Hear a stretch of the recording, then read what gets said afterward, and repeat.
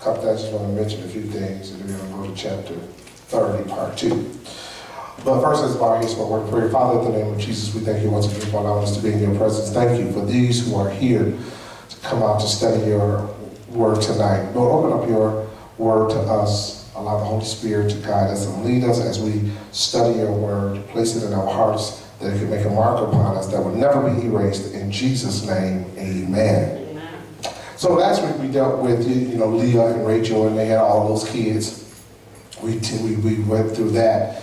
But we closed with the point of talking about marriage. I want to talk about marriage itself. And one thing is love, marriage, and family. Here's point number 1. Love, marriage, and family can never be fully satisfied unless enjoyed within the confines of the will of God and the Word of God, right?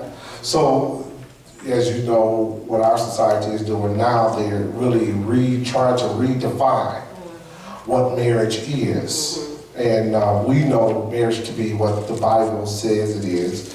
And marriage is between a man and a woman. So he says, if we go beyond the Word of God to try to define marriage, then society has gone wrong. They're going up the world backwards, so to speak. So if it's not under the confines of the will of God, it is wrong. Okay, what kind of relationship it is?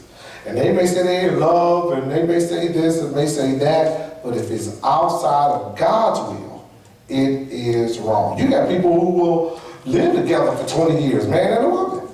They'll live together for 20, 25 years, still won't get married. It's still wrong, because that's outside of God's will as well. God doesn't want anybody just to be living together. He wants them to what? He wants them to get married. So, and they may be raise their kids, send them off, do good by their children, pay their bill. All that may be fine and dandy, but it's still out of God's will if you don't do it His way, right? So that's what he wants. One thing he wants to bring. Point number 2. While love without physical intimacy may be frustrating, physical intimacy without love is foolishness. This is a lesson which we learned from Jacob. Remember, Jacob, looking back at the last lesson, Jacob really looked at Rachel from a physical point of view. And Leah, he did not. So his relationship with Rachel was all totally physical. We found that out. But what he says here, while love without physical intimacy may be frustrating, physical intimacy without love is foolishness. So once again, back to the marriage relationship, the way Jacob has taught us, he taught us this, that once again, you cannot start a relationship without really doing it God's way. So they may look at the outward appearance first, but if that's all you're going by through the outward appearance, that relationship may not last too long.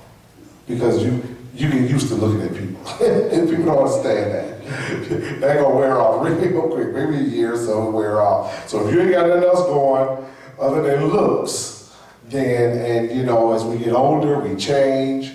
And if you still thinking that you need to have this kind of person, then you're probably going to start looking elsewhere. And that's what it says, it's foolishness to try to base your relationship on that. Number 3, neither physical intimacy nor children, here's another good one, nor children can create love. No intimacy between a man and a woman, nor having children can create love. Leah will be quick to tell us that she learned no amount of physical intimacy could ever earn the love of her husband, right? So she saw that to be true.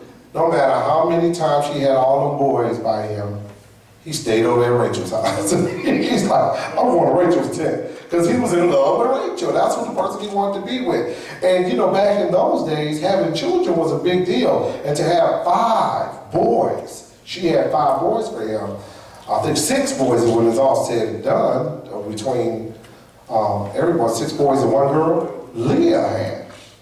And he still wanted his relationship with Rachel. Bring out another point, I actually hear young people, and working in high school, talking to teen girls actually say, and this is really true, when he says neither physical intimacy nor children can create love. Some young people actually think that, or the young ladies actually think that having children will create love. Actually, girls have told me this.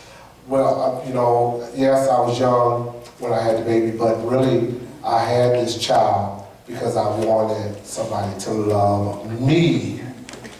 That's what she says, love me. I said, well, that was the wrong way to do it because that child gonna need you. That child needs you. That child gonna need you to love it. Him or her is gonna need you. And you actually see that relationship because once that child is able to talk and move, you can actually see that the parent actually treats that child as if the child has done something wrong. How come you can't reciprocate the love that I'm giving to you or the help that I'm giving you, the food? They actually want that kind of reciprocation from a child at a young age when really you should not be expecting that. You should be actually giving love. So having children don't create love. Having children don't create love for the man, nor create love for the children. You got to be able to have that love for that child right then and there. Another one, two more.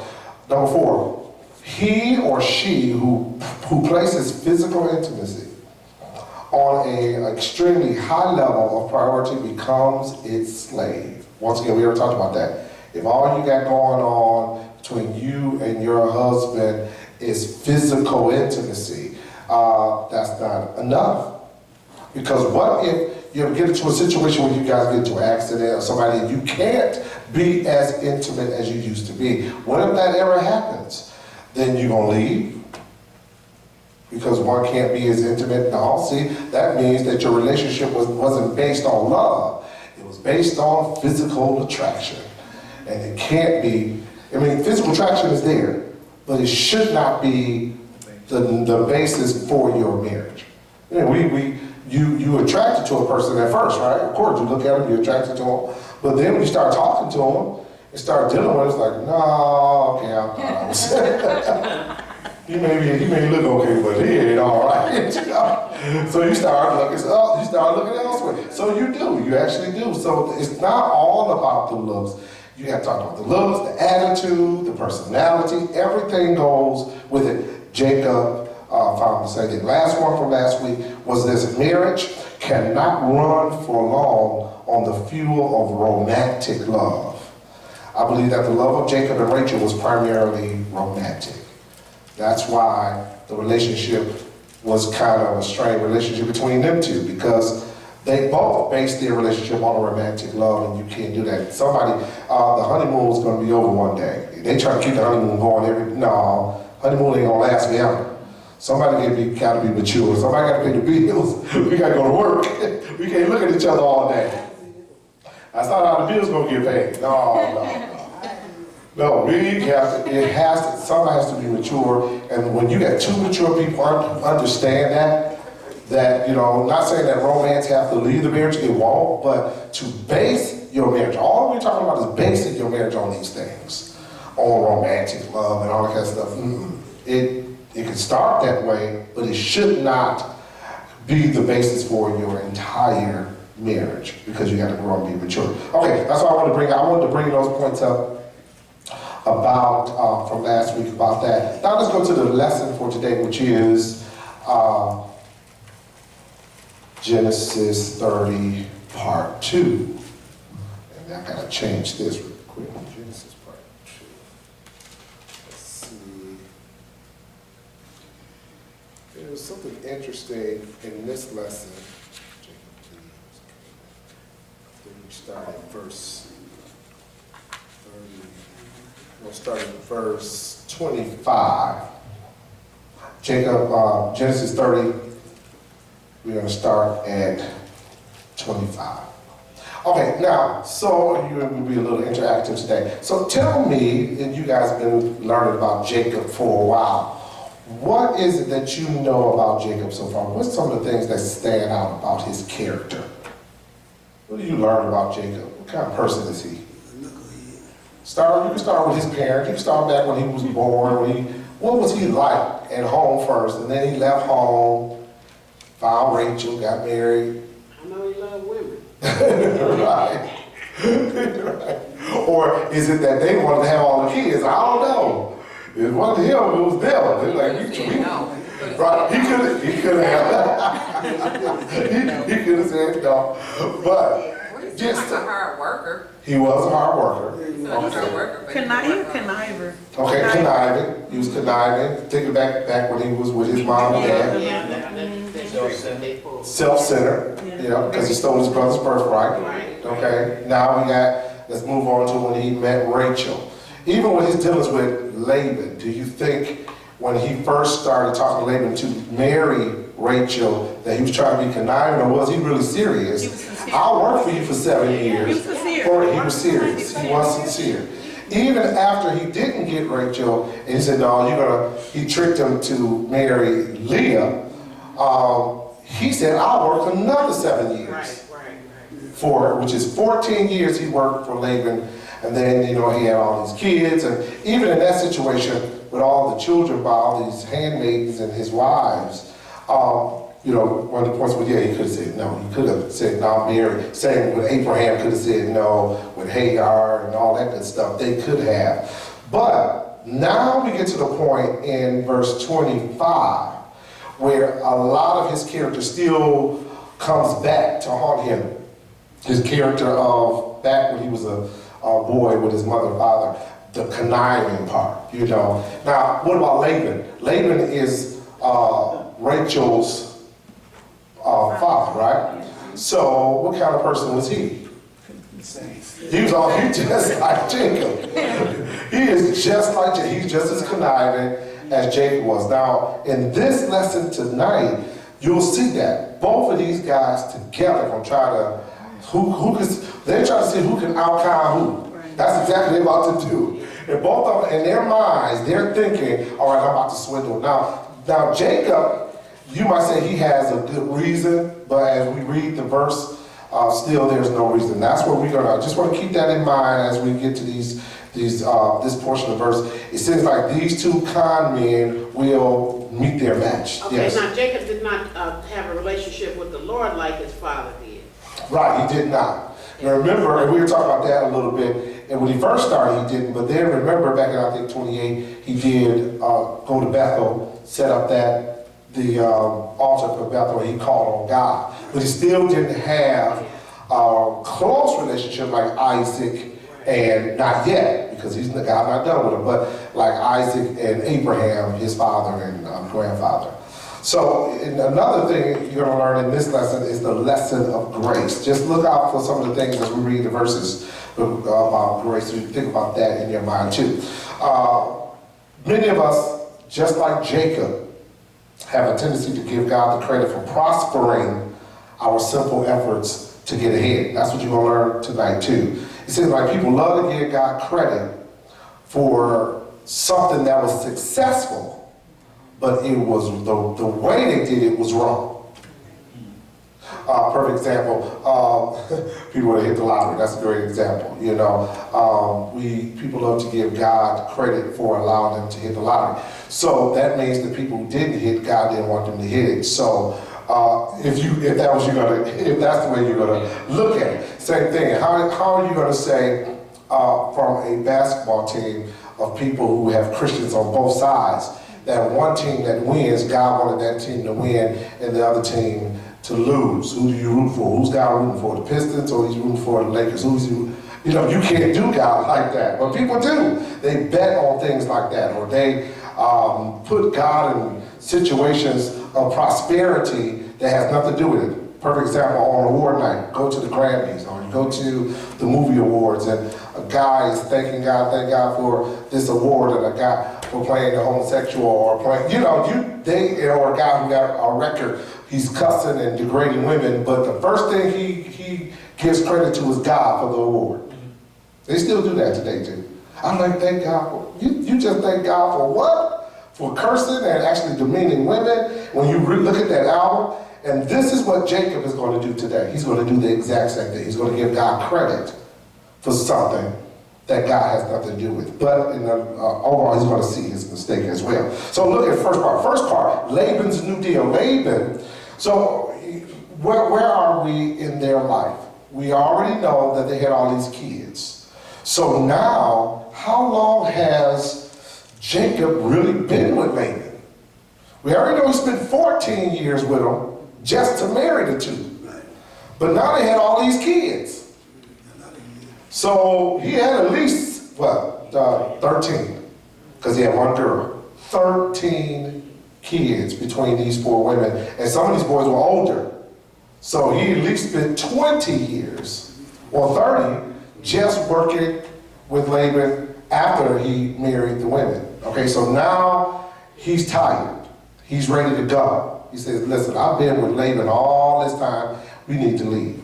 I'm taking my family, we're gonna go. This is what he's about to do. Okay, so look at verses 25 through 36. And I'll be reading from the New King James Version as you know. And it says this, now it came about when Rachel had bore Joseph, that Jacob said to Laban, send me away, that I may go to my own place and to my own country. Give me my wives and my children, for whom I have served you, and let me depart. For you yourself know my service, which I have rendered you. But Laban said to him, if now it pleases you, stay with me. He's like, stay with me? Well, I've been with you for 40 years already. Stay with me. I have divined that the Lord has blessed me on your account. And he continued, name me your wages, and I will give it. But he said to him, you yourself know how I have served you and how your cattle have fared with me, for you had little before I came, and it has increased to a multitude, and the Lord has blessed you wherever I turn. But now, when shall I provide for my own household also? So he said, what shall I give you? And Jacob said, you shall not give me anything. If you will do this one thing for me, I will again pasture and keep your flock. Let me pass through your entire flock today, removing from there every speckled and spotted sheep and every black one among the lambs, and the spotted and the speckled among the goats, and such shall be my wages. So my honesty will answer for me later when you come concerning my wages. Every one that is not speckled and spotted among the goats and black among the lambs, if found with me, will be considered stolen. And Laban said, good, let it be according to your word. So he removed on that day the striped and spotted male goats and all the speckled and spotted female goats, every one with white in it, and all the black ones among the sheep, and gave them into the care of his sons. And he put a distance of 3 days' journey between himself and Jacob fed the rest of Laban's flock. Now, what is going on here? Okay.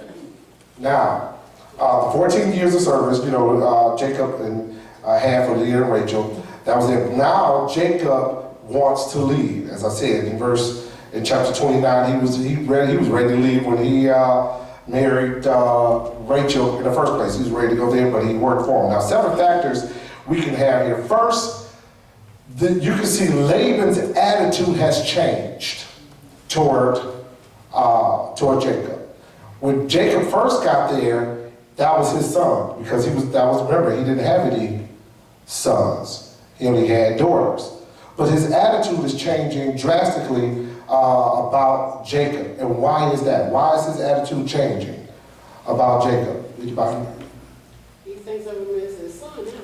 He thinks of him as his son because of the daughters that he had. Another thing is, there certainly have been a desire to return to his family. Number two, he wanted to go home. He wanted to go back to his homeland. So 2 things. Jacob feels that Laban is, showing partiality against him. Number 2, he wants to go home. Now, another thing, Rebekah was still alive, at least, while we do not know if Rebekah was still alive, at least Isaac was. And finally, God has revealed to him that he would someday return to the promised land. So watch this, having fulfilled all his obligation,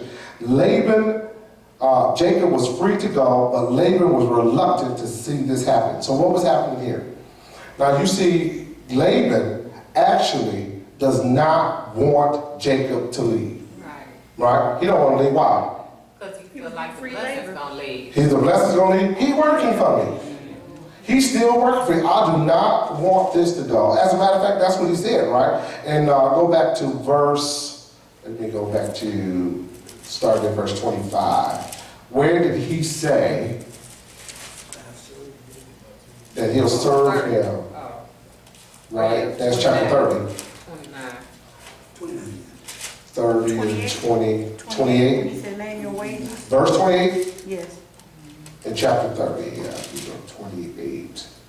This is what he says. It's actually 27. 27. Yeah, it says it, I found favor in your eyes, Terry, Chapter 30 and chapter 29. verse 27. Okay, and Laban said to him, please stay. If I have found favor in your eyes, for I have learned by experience that the Lord has blessed me for your sake. Verse 28, then he said, name me your wages and I will give it. So Jacob said to him, you know how I have served you and how your livestock has been with me. For what you have before I came was little, and it has increased to great amount. The Lord has blessed you since my coming. And now when I shall, or it said, when shall I also provide for my own household? Stop right there. So we see now that Laban is blessed because of Jacob. He knows that. He says, now if you leave me, then I won't be blessed as I was. You know, I won't get the blessings like I would have get if I keep you here. Now look at verse 31. So he said, what shall I give you? And Jacob said, you shall not give me anything. If you will do this thing for me, I will again feed and keep your flocks. Let me pass through all your flocks today, removing from there all the speckled and spotted sheep, and all the brown ones among the lambs, and the spotted and the speckled among the goats, and these shall be my wages. Now, stop right there. What is going on with these goats and these lambs? Why is he asking for the spotted ones and the speckled ones? He's asked, this is what he said, I want that to be my wages. I want the spotted ones, the black ones, the speckled ones, the striped ones. I want those to be my wages. Why do you think he's asking for that? They were little. No, if Maybe they were inferior to the other one. if any of his, if When they any mark, There's only a few of them that if was Laman's flock, Jacob's flocks would, Okay. wherever he went, if he went, back to Laman's, mixed up with them again, Okay. he would know that's his flock that he gave him, maybe. He's going to explain it a little bit, but you're on the right track a little bit. So what would you say? There was only a few of them that were speckled and spotted, and if he took those out, he kept them for himself, then he could determine whose flock was whose. Right. Most of them were white. Shazila? I think what he was saying was just, you don't have to give me much, I'll just take the less of what you have, I'm done. Okay. He said because the spotted ones wasn't many, especially with sheep. Okay, now, and with the goats, you're going to get the brown ones, but with the sheep are what color? Not mostly white. White. So the speckled or the spotted ones was few. Or a black sheep, people, you're the black sheep of the family. You're always going to put us down here. The black sheep of the family. That's because the black sheep were very few, right? So what actually Jacob was actually saying, here's my deal. Give me the least, you take the greater. That would be my wages. And I know in Laban's mind, he was like, oh, this is a great deal right here. I get all the good sheep, if you want to call it that way, and he gets all the speckled ones, which he's not going to have many. Then on top of that, watch this, he got to take care of Laban's sheep. He said he's going to take care of his sheep and Laban's sheep. He said, all I want is just the speckled ones. I just want those. But I want you to know that Jacob has something in his mind. He's doing this for a reason. He thinks he's going to get one over on Laban himself, but he is doing this where he's asking for those certain sheep for a reason. Let's see what he's asking for. Let me get to, see if I can find it. In verse 37. Let's see what he says. Now Jacob took for himself, but before we finish that, what did Laban do? After he said, okay, I accept the deal that you have, but what did he do? What sneakily thing that he did to Jacob?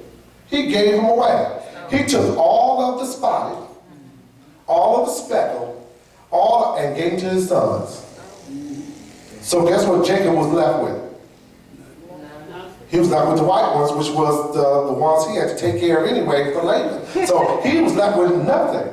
So Laban thought, right? So Laban thought, because something is going to happen. So not only did he give all the spotted ones and the speckled ones to his sons, here's another question, where did the sons come from?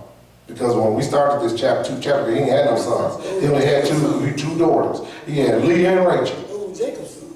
No, it's not Jacob's sons. These are Laban's sons. So I'm going to show you how time has gone by. And we're going to talk about that, where the boys come from. Because we thought, wait a minute, I thought he only had two daughters. Then it says he gave them to his sons. Then it says his sons, watch this, took 3 days' journey away from Jacob. So he couldn't even catch up with them. So Jacob is left with nothing. Only thing he's left with is to take care of Laban's flock. So now we go to verse 37.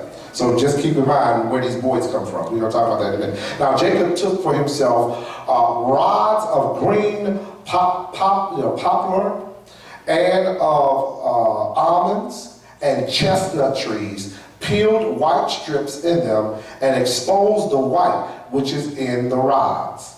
And the rods which he had peeled, he set before the flocks in the gutter, in the watering troughs, where the flocks came to drink, so that they should conceive when they came to drink. So the flocks conceived before the rods, and the flocks brought forth streaked, speckled, and spotted. Then Jacob, watch this, he goes a little further, verse 40 up to 43. Then Jacob separated the lambs and made the flocks face toward the street and all the brown in the flock of Laban. But he put his flock by themselves and did not put them with Laban's flock. And it came to pass, whenever the stronger livestock conceived, that Jacob placed the rods before the eyes of the livestock in the gutters, that they might conceive among the rods. But when the flocks were feeble, he did not put them in, so the feebler were Laban's and the stronger Jacob's. Thus the man became exceedingly prosperous and had large flocks, female and male servants, and camels and donkeys. So, so what's going on here? So when you hear about it, you'll understand what's going on. Jacob does something. Now you know he has no flock of his own. He don't have any speckled, he don't have any spotted, any. He's taking care of Laban's flock. So you know what he does? He does something that people, I believe, some people still believe this today. He believes in this idea that whatever you're looking at conception, and that's what they thought about the animals, then the animal may come out looking like, or some type of way, looking like what you are directing or laughing at, or some. Give me a perfect example. You know, somebody said, "Quit looking like that, or your kids gonna come looking." I tell women when they pregnant. When they pregnant, yeah. So you better stop looking like that, or your kids gonna come out looking just like that. Like whatever you eat, women, if you know, your kid gonna have that craving for the things that you ate when you were pregnant. Well, Jacob, they believed we know that is not a belief today, but in that day, he actually believed in a superstition, that's all it was, a superstition that believed that if he took those polar caps or whatever he was taking off the branches and have his goats and sheep mate in front of it, then his sheep will come out speckled, right? So that was some kind of like a fertility tree. Right, for the animals. So he put them in front of the street trees. So he thought that if I put them in front of the street trees, then my animal's going to come out streaked and spotted. If they did come out streaked and spotted. Well, so what I'm going to tell you, that's not the reason why they came out streaked and spotted. I'm just letting you know right now. That was a superstition. But he thought it was working because it actually happened. So what he did was, that's the way he did for the first step. So when he got that first crew of animals that was streaked and spotted, he took them and he separated them and then had the other animals face toward those spotted animals and make in front of them. So he felt whatever they're looking at, then those animals gonna come out spotted. He did it, and it did happen again, right? They made it, those animals came out spotted, but not because of his little conception of this what they call it, perception. Conception, something like that, where whatever you're looking at, that's what your children or the mate will turn out to be. But he's actually thinking it's working because it is working. Once again, something that is superstitious or wrong but yet works, you really got to be careful about it because is God in that or not? But evidently, something is causing these animals to have spotted offspring.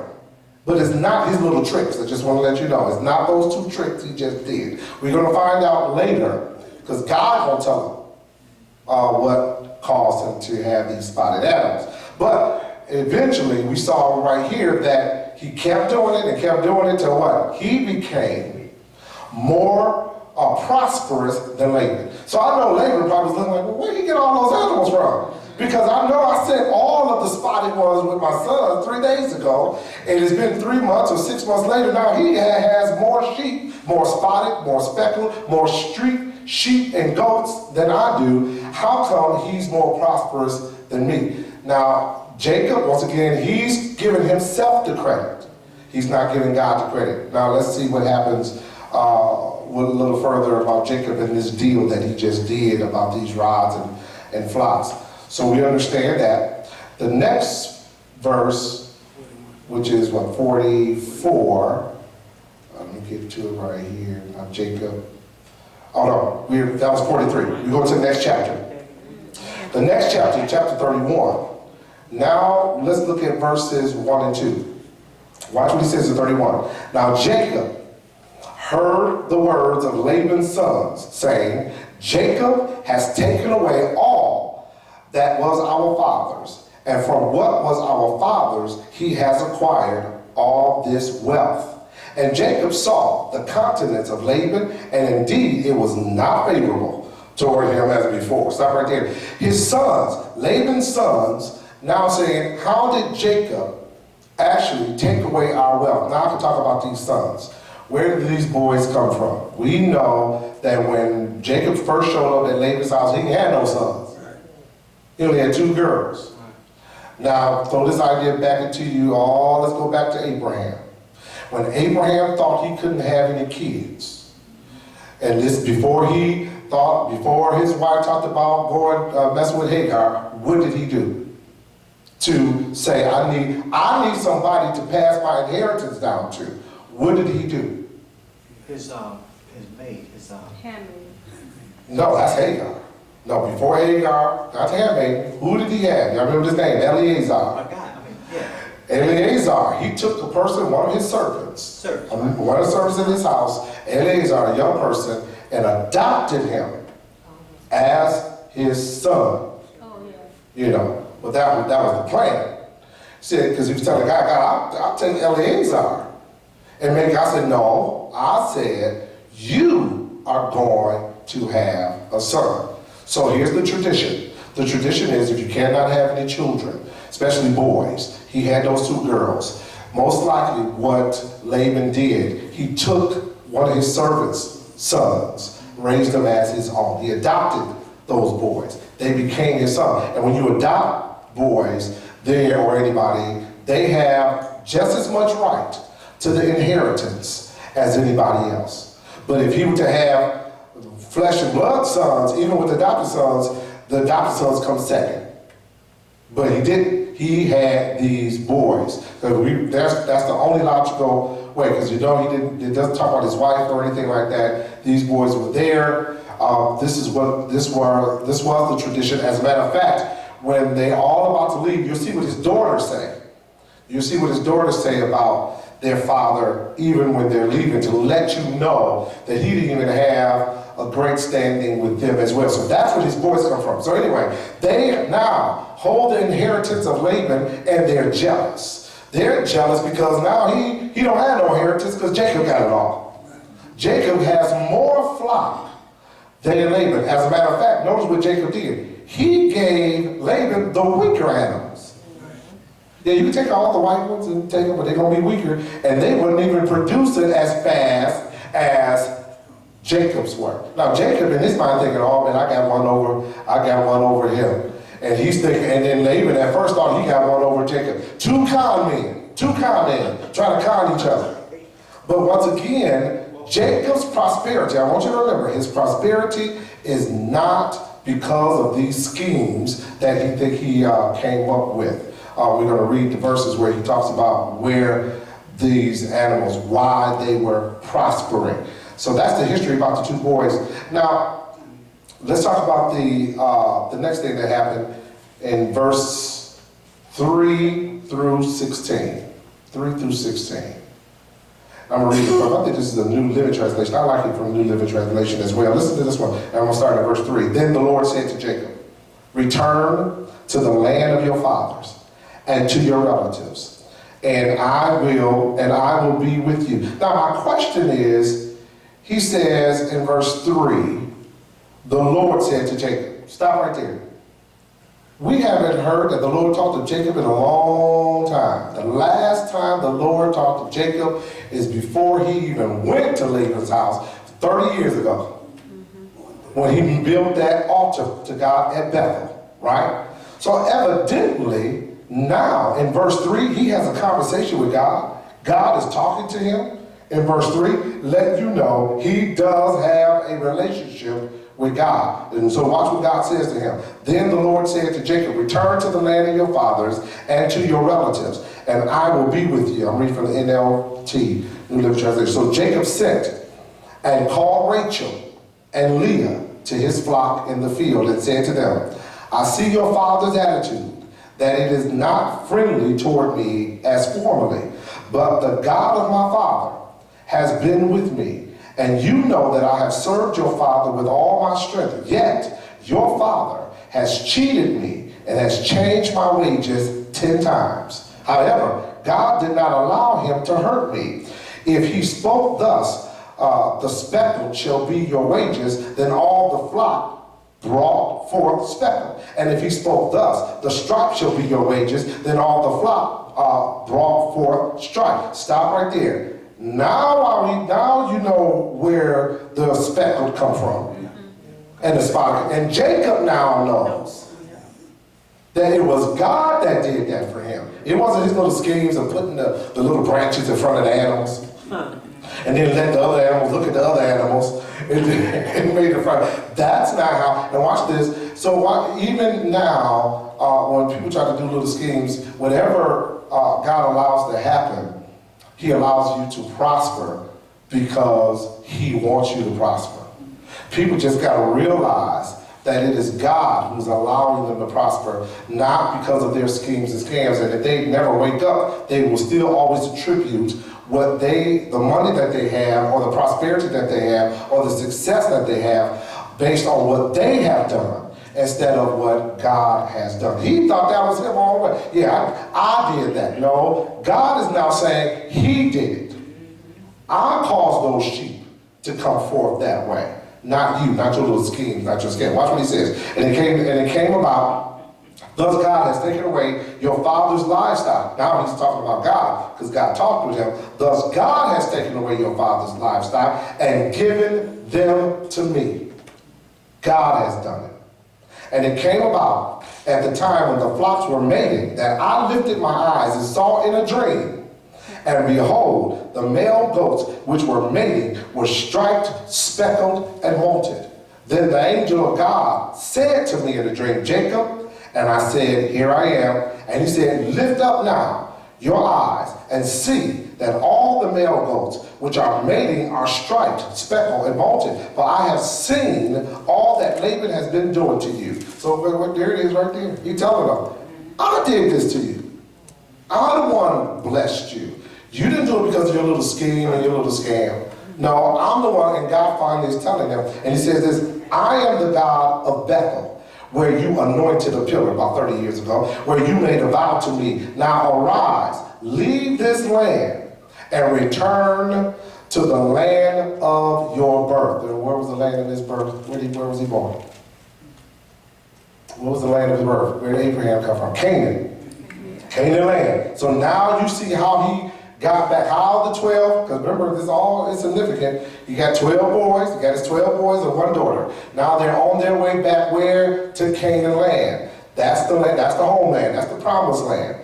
I don't know if anybody watched the news today that Obama has talked about the nuclear deal that they made with, or trying to make with Iran. You know, the world is all upset about it, but once again, prophecy has to be fulfilled. I don't know why, you know, one of the worst group of people, and you know, it was amazing because they talk about Donald Trump talking about bad people from Mexico coming over here.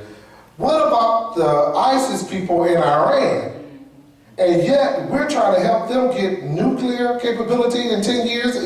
Are they crazy? That doesn't make any sense to me. Well, you know, we have to give everybody the benefit of the doubt. Not when they tell them they're going to blow up your country and they want to kill another, get rid of another country. Not when they say they hate America, kill all Americans or this. You don't help those kind of people whatsoever. So you know, it's all depending upon the Congress if they actually pass this bill. He said, well, I'm going to veto it if they try to get, I'm going to veto it and still pass it. That's what he told. That's God's plan is to protect Israel at all costs. So yes. We shouldn't even worry about Israel being destroyed because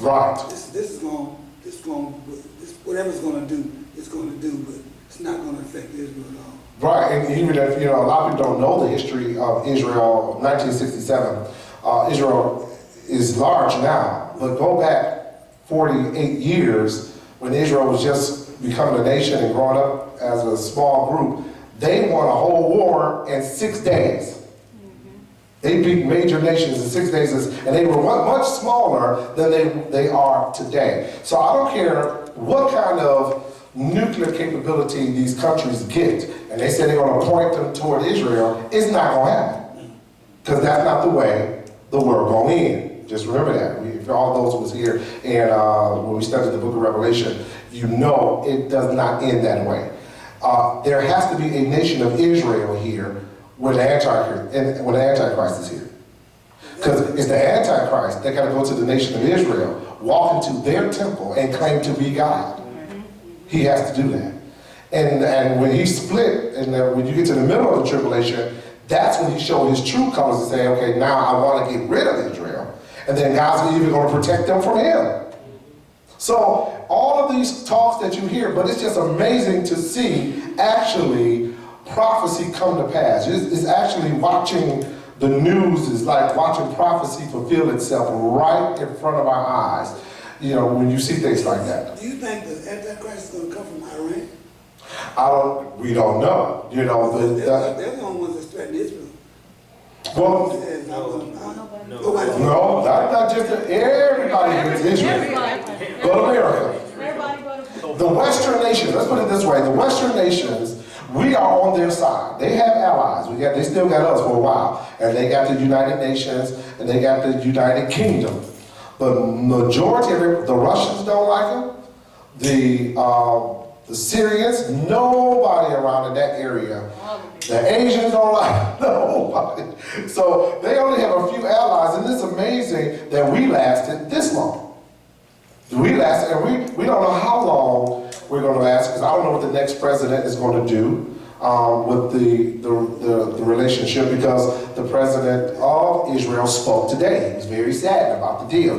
He's kind of upset that America has made that Obama would even suggest that they get nuclear capability in 10 to 15 years. Yes. Well, I know it's scripture and all. I know that. It's just so amazing to me to see that these intelligent men who are making these deals with degrees and who have dealt with foreign issues would allow a deal that gives our enemies, who do say they're going to, their main goal is to wipe America off the face of the earth. They say death to America even during these talks for this deal. Stop, Josh. And they know that Israel is going to be wiped off. They're saying it. How we would allow a deal that the U.S. is giving them, the Iranians, billions of dollars. That's it. We're giving them in this deal, we're giving them billions of dollars, which they're going to take and build more nuclear capabilities. And we say we're going to watch them. They gotta. We're still going to monitor them. We're going to check their facilities, except they're going to let us know when we can come. Right. That's not gonna work. So we make an appointment to say we're gonna inspect your facilities. We're gonna come on next Wednesday. Let's go to this We're gonna come on building. next Wednesday to check and see if you guys are building bombs. Right. Moved out there. Right. They can move their stuff anywhere they want to move it. Well, they can tell us that it's just backwards. It baffles my mind that's the deal that our president just signed. Right, or tries to, he's trying to sign. But yeah, but that goes to show you, we talk about prophecy and how America, maybe this is our gateway into our gateway of, I don't know if the next president is going to have the same mentality as Obama or this kind of relationship that Israel has with us now, but it's not good. So we really got to be careful. But once again, looking at this lesson, watching Jacob leave Laban, and watch the beginning of the birth of a nation. He's now about to go back to his homeland. He's about to go to Canaan land. But watch what his wives say. He says, "For I have seen all that Laban has done to you, doing to you. I am the God of Bethel, where you anointed a pillar, where you made a vow to me. Now arise, leave this land, and return to the land of your birth." And Rachel and Leah answered and said to him, "Do we still have any portion or inheritance in our father's house? Are we not reckoned by him as foreigners? For he has sold us and has also entirely consumed our purchase price. Surely all the wealth which God has taken away from our father belongs to us and our children. Now then, do whatever God has said to you." So he really was sitting down talking to his wives and telling them what he was about to do. And he wanted to find out what they thought about it. They said, "Well, you know what? You purchased us," because when they got married, they give a dowry to the father. He gave 2 dowries that he worked all that time for them. And it says that Laban took the money that he got for his daughters and do what? Spent it on himself. Consumed it on himself. Now he broke. He don't have anything. So they said, rightfully so, all the flock that you have now, Jacob, that really belongs to us too. So come on, let's get up and get up out of here and go before he changed his mind. So yes, they were just as happy of Jacob saying, "Let's leave. Let's go. It's time. We've been here long enough. We're going back to our homeland." Now, that we're going to stop there as far as that verse. Verse 16, we'll start next week on another verse. The last recorded revelation that Jacob had received was 20 years previous. That's in chapter 28.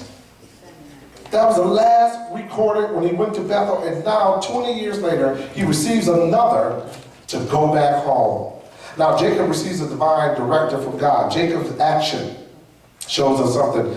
And so listen, this deal that Jacob thought he was trying to get over on Laban, after all, it was God blessing him. Because he could have actually said, "You know what, I'm not going to bless you either. I'm going to allow those sheep just not to mate and do what they were supposed to do." But God blessed Jacob for a reason. Because why do you think so? Remember Jacob, and what God is his vision, what is he trying to do? He's trying to get the Messiah in the world. So he's going to bless Jacob because he's remembering what? Always remember this. Jacob and these Israelites, as we get further into their history, they're going to do some really bad stuff. But the reason God keeps forgiving them is because he made a promise to Abraham. Remember? He says, "Abraham, through your seed, all the nations of the earth will be blessed." So they can mess up all they want to. They can sin all they want to. That's not going to stop God's program for getting the Messiah out of that nation of sinners. a world of sinners, as a matter of fact. That didn't bother God's plan all those 42 generations. You know, you hear preachers say it all the time, he came down 42 generations. Yes, he did. 42 generations of sins, 42 generations of them not doing what God wanted to do, 42 generations of them going into slavery, coming out, going back into slavery and coming back out. And as bad as they were, God still blessed them and blessed us through them, because we did get the Messiah to come to the earth, die on the cross for our sins so we may be saved. And they did some parallels here that between Joseph, and just to let you know, this is going to move into the life of Joseph. It's a parallel how now they're leaving wealthy, and then they're going to go back to their promised land wealthy. But by the time you get to Joseph, Joseph becomes a slave, and he ends up wealthy. And it's almost everything is back and forth with the nation of Israel and how God is blessing them. But no matter how you look at it, God will always bless. Now, what does that say for us today, though? That no matter what we do, we should not try to con anybody, use any schemes, try to think that we can do it on our own, because I guarantee you, whatever God has for you, it is for you. You don't have to try to scheme and scam nobody, even at work. You don't have to try to lie on folks or try to set people up to get somebody else's job, because guess what? God gonna bless you with that job and that position that you really, really wanted. If you pray to him, he puts you where he wants you to be. Any other comments or questions about, yes, 31, yes. So, I understand here that even Jacob was trying to do the trick deal on Laban. He was going to get those sheep anyway. But he didn't know it though. He thought his little schemes was working. He didn't know. Remember, God had to come to him in a dream and tell him how he really got it. Because at that point, he actually thought that actually worked. Oh, that worked really. He thought I just was playing. Put the street poles and let the animals look at each other. He said, I thought that was a fairy tale. It worked. 12 boys, then it was time for him to go. Yes. He had the 12 nations. He had the 12 tribes, and that was God's plan. Once he became prosperous, it was time for him to move on to the next venture, which we're about to see in a couple of weeks. What happens to them when they get back to Canaan land? He's going to go back a wealthy man, very, very rich man, like his father and his grandfather was. So they were always blessed people. They were always blessed financially, even, and watch this, in spite of their sin. This is why I really want to bring this point to you, in spite of their sins. You hear the prosperity gospel people tell you this, that if you give, let you know, your spirituality has nothing to do with you financially. That's right. That's right. That don't ever connect spirituality to financial success. That's what the prosperity gospel does. They try to tell you, if you pray like this and you give me this much, then you will be financially successful in your life. If you do this spiritually, then you'll be successful in your life. If that's the case, then why are atheists successful? Why are people who are not Christians successful financially? If that was the case, then you would think that everybody that are not Christians will be poor. And then all the Christians will be, so there's a scripture, 1 Corinthians, that talks about that. He says, it talks about, do not think about somebody's spirituality or think that they're spiritual because of their great gain. Don't base somebody's spirituality on how much money they have. That's what people do. Well, prosperity gospel does. They base finances or spirituality on your finances. So in other words, if you got a brand new car, man, you're really close to God. You're really close to God because you got a brand new car. They don't know that you are paying a monthly note, and if you miss it, they're going to come and get that. They don't know that. They don't even assume. I've seen people in church testify of getting a brand new car and losing it in a couple of months. I've seen people, Lord bless me with a new car. No, see, the Lord blessed you to finance a car. It's not yours until you pay for it. Because anything can happen along the way, for you to lose that car that you said you lay hands on and you named it and claimed it. You know, this is my car, this is my Lexus right here. No, you can't do that. But this is what we get from this lesson. Never equate spirituality with your finances. Never. Because people can get money in all kinds of ways without praying to God. And God's trying to show you that. But we're honest to say no matter how we get our money, we as Christians do what? We give God the glory and thanks for the money that we do have. You know, we're not trying to hook and crook, we're not trying to steal, we're not trying to do anything negative to get finances, but the finances that we do get, we thank Him for it. And we thank Him for the strength of putting us to work and allow us to be able to go to work, that some people can go to work and some people can't go to work. We thank God for all of that, but never say, I read 7 scriptures, that's why I'm a millionaire. I did 7 steps to prosperity, that's why I'm a millionaire. No, that's not why you're a millionaire. Jacob can tell you that. God makes you. God, did you know God determines how much wealth you're going to have? Yeah. Whether you know it or not, saved or unsaved, He determines how much money is going to come through your hands. He determines. And you thought it was all your hard work. And you know, because once again, we read the article today, somebody is 50 Cent is broke because he's been sued. You know, you look at people like that, or people like sports people who get $20 and $30 million contracts, and in 5 years, you can't understand how they can spend $30 million, but they spend $30 million real quickly, and they broke. And now I keep hearing these stories of these athletes, older athletes who've been around for 20 years, now they broke. Everybody broke. Why? Why is that? Because number one, they're not good stewards over their own money. That's number one. So never equate that to them. Any other questions or comments about Jacob? We'll finish chapter 31 next week as we move into chapter 32. If not. You mean week after? Oh, the week after. We have Vacation Bible School next week. Yeah. So we'll be here doing Vacation Bible School Monday through Thursday. So the week after, we'll get back into chapter 31. Okay. No, because we'll be in Vacation Bible School. I'll be teaching a lesson. I'll have a class. If you just want to come that day, I'll have a class, and I'll be teaching something different, but I'll have our little class right here. We'll teach it on Vacation Bible School. Okay, that's all. Let us bow our heads for a word of prayer. Father, in the name of Jesus, we thank you once again for allowing us to be in your presence. Thank you for those who come out tonight. Thank you for understanding the lesson about blessings, where they actually come from. And Lord, we know they all come from you. Whatever amount of money we do receive, we thank you for it. We thank you for the jobs and the blessings that people even have given to us, poured into us financially. We thank you for that. We never want to forget that all of our blessings, financially, health, everything comes from you, and we always will give you the praise. Thank you for allowing us to get up to go to work and be able to be fresh in our minds and do a great job wherever we work, and we thank you for that. Lord, as we dismiss from this place, allow us to go to our several different homes and find everything in order. In Jesus' name, amen.